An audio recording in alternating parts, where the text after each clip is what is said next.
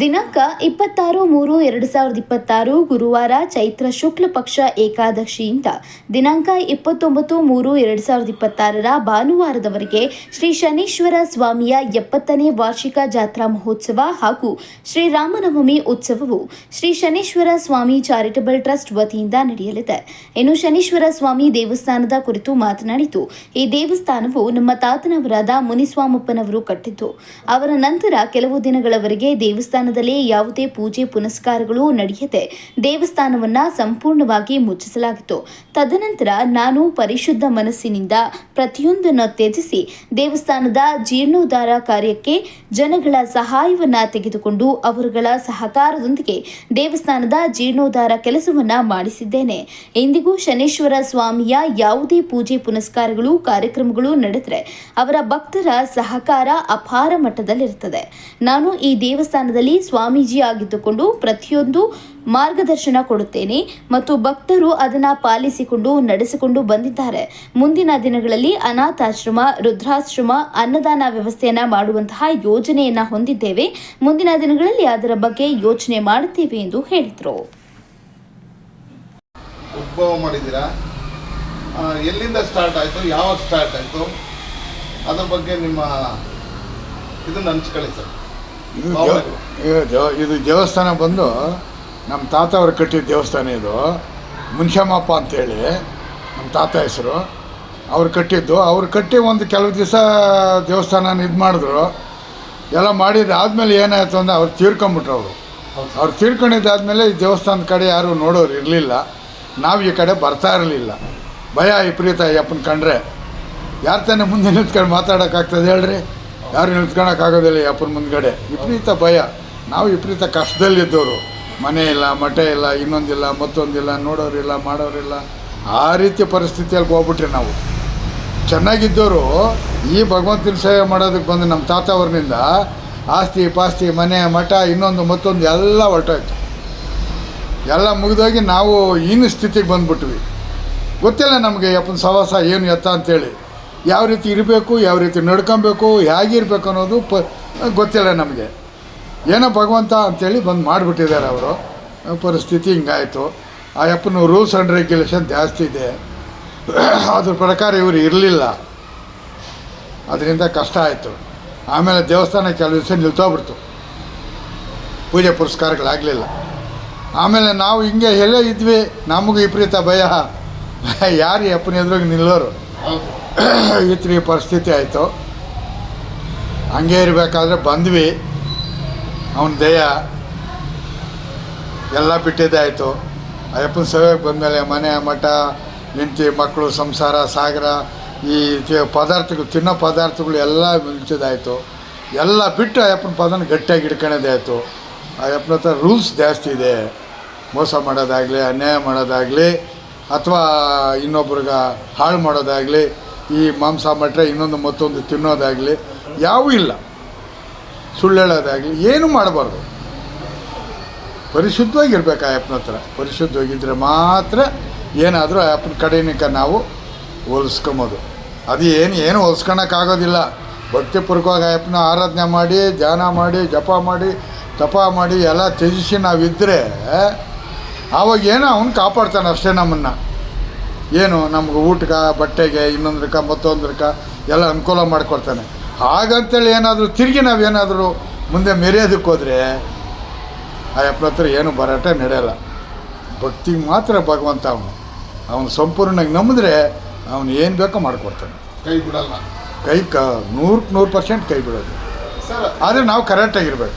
Sir, ಇದು ಪ್ರಾರಂಭವಾದಾಗ ಎಷ್ಟಿತ್ತು ಸರ್ ದೇವಸ್ಥಾನ? ಚಿಕ್ಕ ದೇವಸ್ಥಾನ. ಒಂದು 15 ಇತ್ತು ಅಷ್ಟೇ.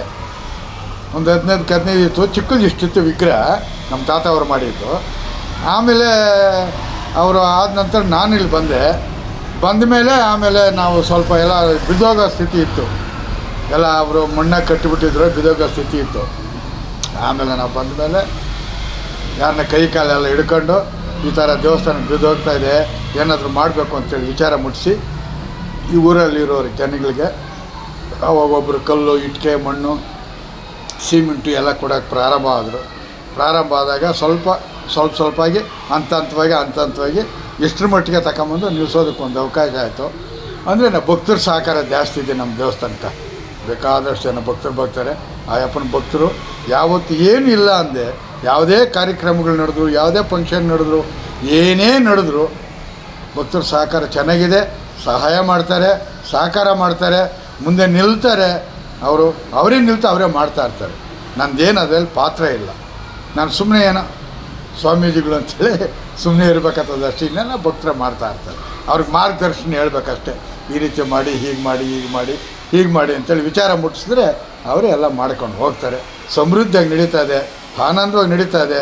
ಬೇಕಾದಷ್ಟು ಜನ ಭಕ್ತಾದಿಗಳಿಗೆ, ಒಬ್ರಿಗೂ ಇಬ್ಬರಿಗಲ್ಲ, ಸಾವಿರಾರು ಜನ ಭಕ್ತಾದಿಗಳಿಗೆ ಅವ್ರವ್ರ ಕೋರಿಕೆ ಏನಿತ್ತೋ, ಅವ್ರವ್ರ ಕಾರ್ಯಕ್ರಮಗಳೇನಿದ್ವೋ, ಈ ಮದುವೆ ಆಗೋರಿಗೆ, ಕೆಲಸ ಕಾರ್ಯಗಳಿಲ್ದವರಿಗೆ, ಆಸ್ತಿ ಪಾಸ್ತಿಗಳು, ಇನ್ನೊಂದು ಮತ್ತೊಂದು ನಾನಾ ಥರ ಕಷ್ಟಗಳಿರ್ತದೆ.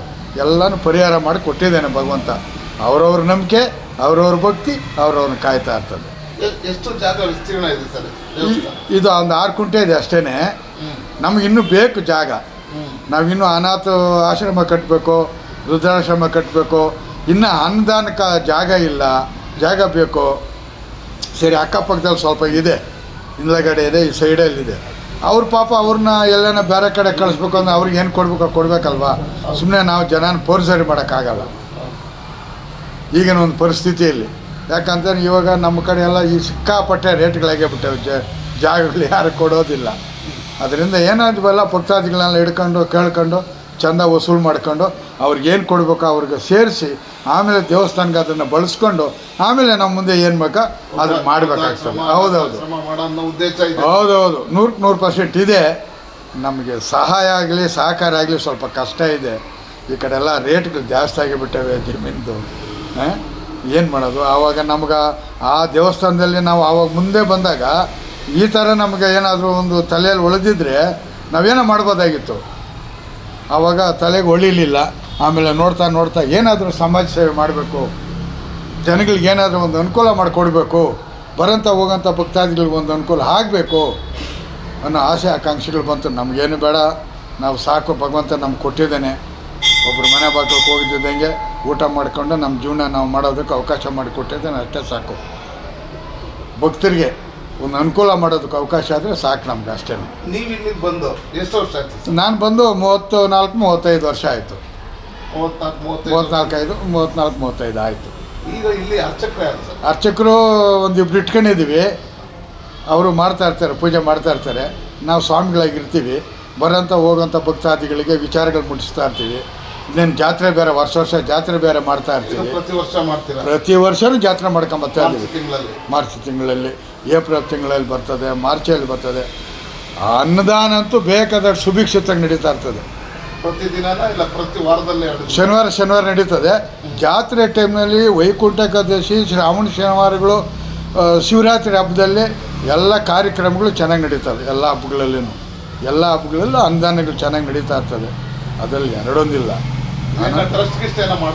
ಮಾಡಿದ್ದೀವಿ ನಾವು. ಆ ಅಪ್ಪನ ಹೆಸರಿನಲ್ಲೇ ಮಾಡಿದ್ದೀವಿ.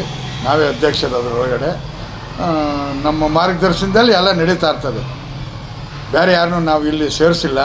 ಸುಮ್ಮನೆ ಸೇರಿಸೋದು, ಅವನು ನಾನು ದೊಡ್ಡವನು ಅನ್ನೋದು, ಇವನು ದೊಡ್ಡವನು, ನಾನು ಹೇಳ್ದಂಗೆ ಕೇಳು, ನೀನು ಹೇಳ್ದಂಗೆ ಕೇಳು ಅನ್ನೋದು. ಒಳಗಡೆ ಯಜಮಾನಪ್ಪನ ಏನು ಹೇಳ್ತಾನೆ ಅದನ್ನು ಕೇಳೋದು ಅಷ್ಟೇ. ನಾವು ನಮ್ಮ ಕುಟುಂಬದವರೇ ಇದೆ. ನಾವು ಏನು ಬೇಕೋ ಭಗವಂತನಿಗೆ ಮಾಡೋದಕ್ಕೆ ಸಿದ್ಧವಾಗಿದ್ದೀವಿ, ಮಾಡ್ತಾಯಿದ್ದೀವಿ. ಸಾರ್ವಜನಿಕರಿಗೆ ಏನು ಬೇಕೋ ಮಾಡ್ತಾಯಿದ್ದೀವಿ. ಆನಂದವಾಗಿದೆ.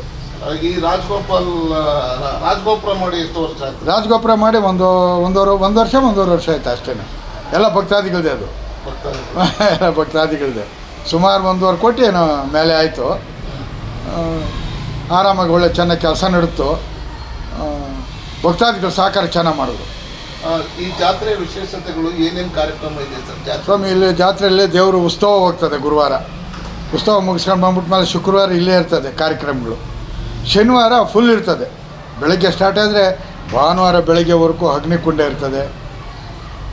ಆಮೇಲೆ ಆರಾಧನೆಗಳಿರ್ತದೆ, ಆಮೇಲೆ ಹೋಮಗಳಿರ್ತದೆ, ಆಮೇಲೆ ಈ ಮಕ್ಕಳದು ಭರತನಾಟ್ಯ ಇರ್ತದೆ. ಆಮೇಲೆ ತಿರುಗಿ ಇಲ್ಲಿ ಒಂದು ವಾದ್ಯಗೋಷ್ಠಿಗಳು ಅವ್ರದ್ದು ನಡೀತಾ ಇರ್ತದೆ. ಇವೆಲ್ಲ ಕಾರ್ಯಕ್ರಮಗಳು ಬೇಕಾದಷ್ಟು ಸಣ್ಣ ಪಣ್ಣವೆಲ್ಲ ನಡೀತಾ ಇರ್ತದೆ.